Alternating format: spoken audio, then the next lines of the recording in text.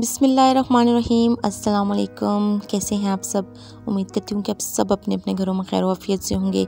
आज हम बना रहे हैं बहुत ही मज़ेदार किस्म का मिल्क, ऐसा मिल्क जो बहुत ही न्यूट्रिशन से भरा है।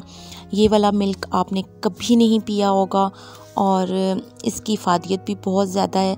सबसे पहले आपने क्या करना है कि चारों मगज़ ले लेने हैं, मखाने ले लेने हैं और बादाम और यहाँ पे इलायची और जो सौंफ होते हैं वो आपने ले लेने हैं। मिश्री आपने हस्बे ज़ायका, हस्बे ज़रूरत जितना आप मीठा करना चाहते हैं आप कर सकते हैं। खशखाश को धो के साफ़ सुथरा सा करके उसको आप पीस लें बारीक करके।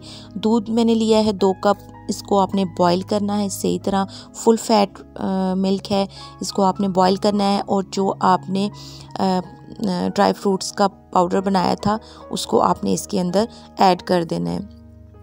ये बहुत ही मुफीद और बहुत ही फ़ायदा देने वाला ये मिल्क है। आप इसको बहुत आराम से रोज़ाना 2-3 टाइम आप इसे इस्तेमाल कर सकते हैं।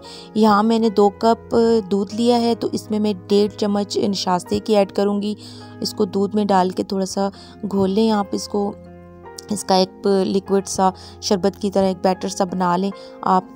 और ये दूध उन लोगों के लिए भी बहुत अच्छा है, उन ख़वातीन के लिए, उन हज़रात के लिए कि जो लोग बहुत थकावट महसूस करते हैं, बहुत थका थका सा जिनका जिस्म होता है और बहुत सुस्ती काहली सी उनको आ जाती है, उनके लिए ये दूध बहुत फ़ायदेमंद है।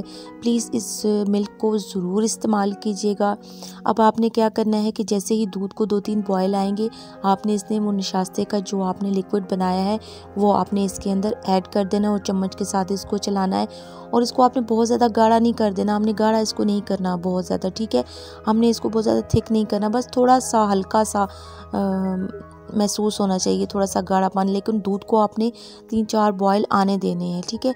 दूध आपका बॉयल हो, जैसे आपने 2 कप लिया है ना तो आपका दूध 1.5 कप रह जाए तो तब आपने इसमें ये डालना है।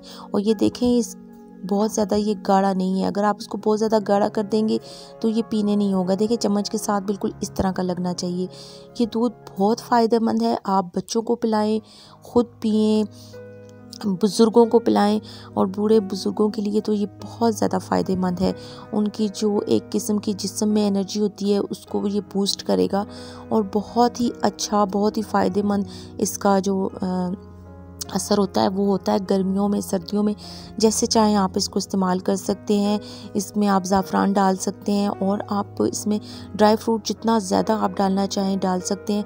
खसखस जो होती है इसमें खशखश वो बहुत ही फ़ायदेमंद होती है और इसको आप ज़रूर इस्तेमाल कीजिएगा। दुआ में याद रखिएगा। अल्लाह हाफ़िज़।